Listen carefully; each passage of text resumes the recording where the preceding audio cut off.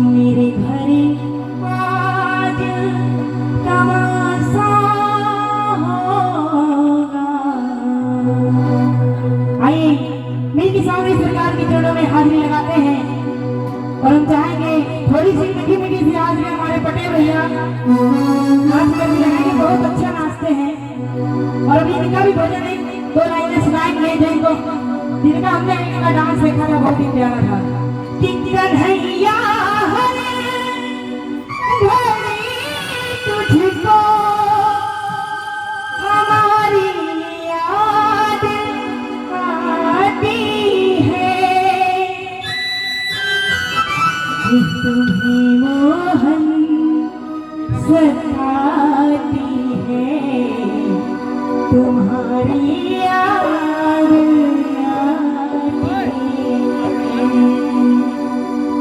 आए चलते हैं सामने सरकार की जोड़ों में।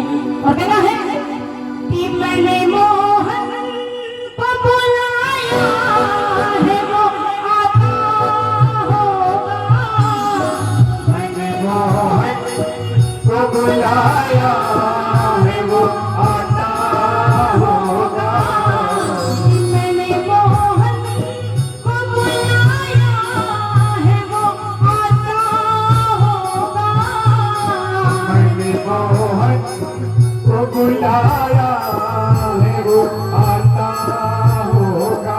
और सारे मोहन को और मिट्टी मोहन को बुलाने हैं कैसे वो आता होगा।